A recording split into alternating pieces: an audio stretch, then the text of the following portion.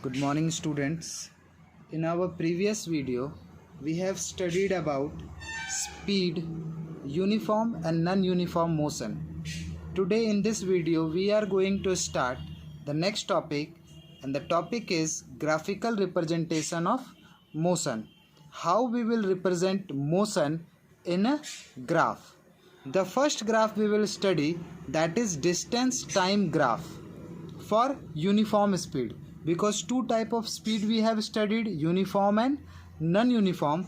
That's why we will study two type of graph also, one for uniform speed and another for non-uniform speed, and the name of the graph is distance time graph.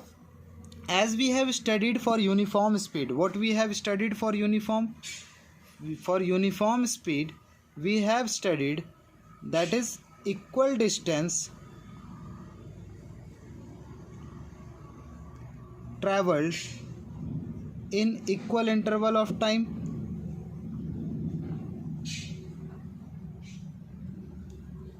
For uniform speed, we have studied the definition that when an object travels or cover equal distance in equal interval of time, that type of speed is known as uniform speed. Now we will represent this uniform speed in a graph. Then the name of the graph is distance time graph. Therefore we all know that in a graph two axes will be there. First will be x-axis and second will be y-axis. Now on the x-axis we will represent time.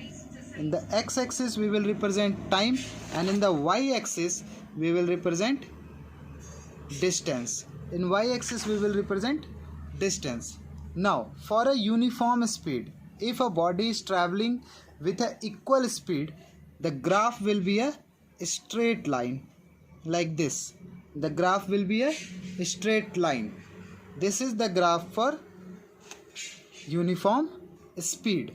Now if this is the graph of a body which is traveling, a body A, I have written here A, that means a body A is traveling with a uniform speed.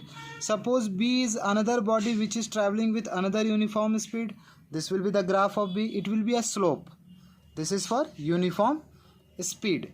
Next we will see for non-uniform speed. For non-uniform speed, as we know that we have studied in non-uniform speed means unequal distance in equal interval of time, or you can say equal distance in unequal interval of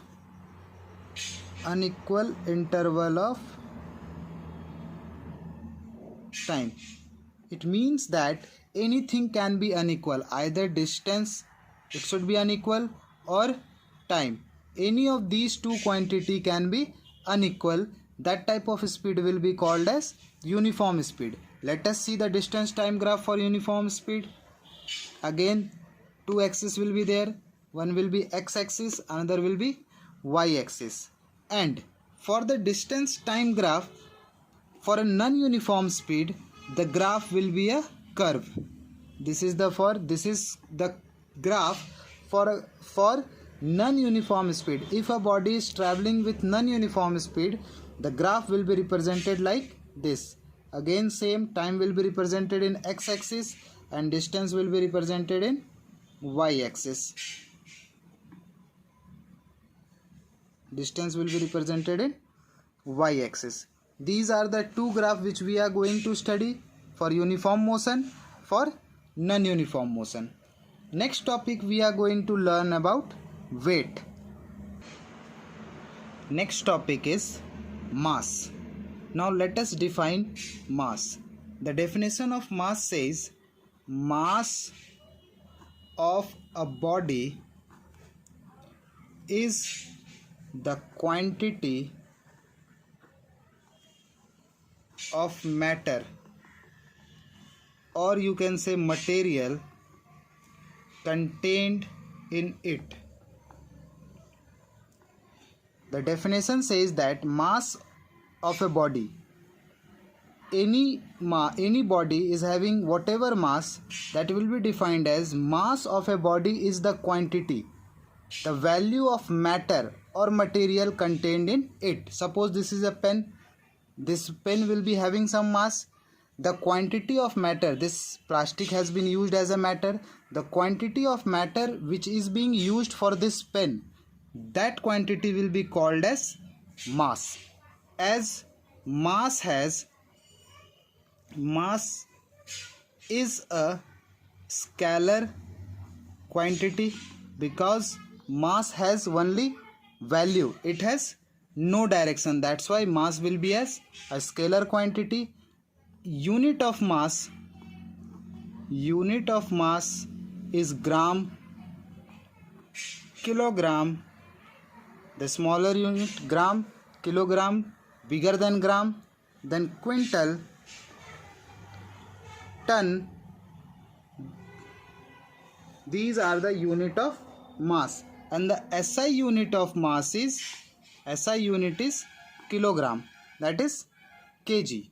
Now, how we can measure the mass of a body? The mass can be measured by using beam balance. Beam balance you might have seen in vegetable market, in which the vendors are measuring the weight, the mass of the vegetable by using beam balance. You can see in page number 37 of your book, a beam balance is given in diagram, that is used for measuring the mass. One point you have to remember, that mass of any body cannot be zero. Mass cannot be zero. Next topic we will study weight. Our next topic is weight. Now we all are thinking that mass and weight both are same thing. In general term we say that both are same, but when we are learning physics, when we are reading physics, these two terms, mass and weight, both are different with each other. Mass is the measurement of quantity of matter contained in it, and weight we can define as weight is a force. Weight is a force of attraction. Weight is a force of attraction which earth exerts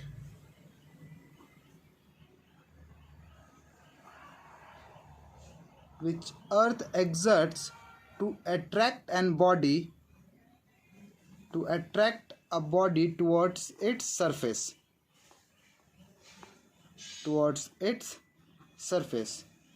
Weight says that weight is a force of attraction which earth exerts on a body to attract towards its surface. It means that weight is a force, and the formula for weight is equal to mass into acceleration due to gravity. The formula will be W is equal to mg. This is the formula which we will use to solve the numerical also. Here W is the weight, m is the mass, and g is the acceleration due to gravity, whose value is fixed, and value is 9.8 meter per second square, or approx you can take 10 meter per second square. Now we'll come to unit. SI unit of weight is Newton. Since weight is a force and the force has SI unit Newton, that's why the SI unit of weight is also Newton. Hope that mass and weight is quite clear to you, and you can differentiate between mass and weight. One more thing we can say, that weight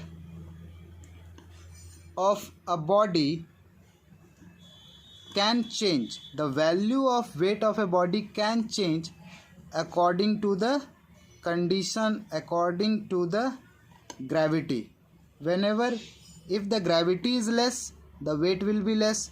The weight of a body can change according to the gravity, but in the case of mass, mass cannot change. Mass will not change. This is the main difference between weight and mass. Mass cannot change, weight of a body can change. That is according to the gravity. Now let us see our next topic. As we have seen now that mass of a body is being measured by a device, that was beam balance. Now for measuring weight, weight of a body can be measured by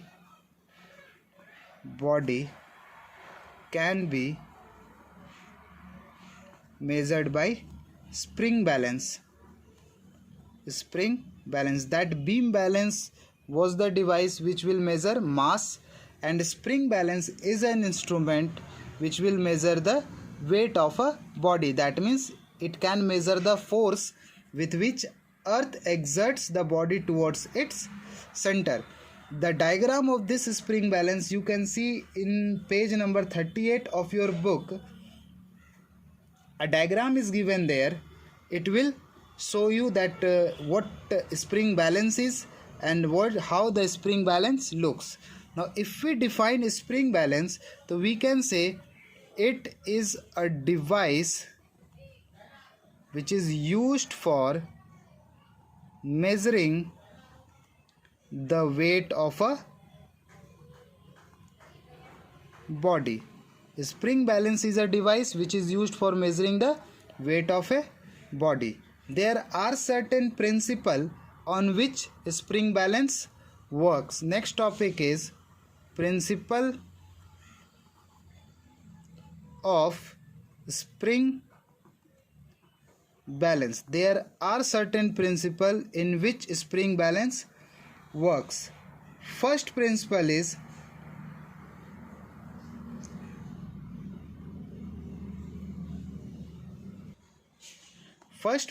says that when a body is hung on a spring, the spring increases its length. When we hang any body on a spring, it increases its length and it becomes proportional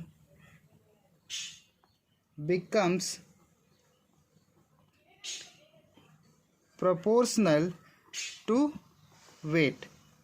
The length of the spring becomes proportional to weight. It means that if there is more increase in length of the spring, weight will be more. If the increase in the length of spring will be less, the weight will be less. Now next topic you can see in your book is given difference between mass and weight. Let us see the difference between, here one difference is there, difference between mass and weight. First point says that the mass of an object is the quantity of matter, that we have studied in definition.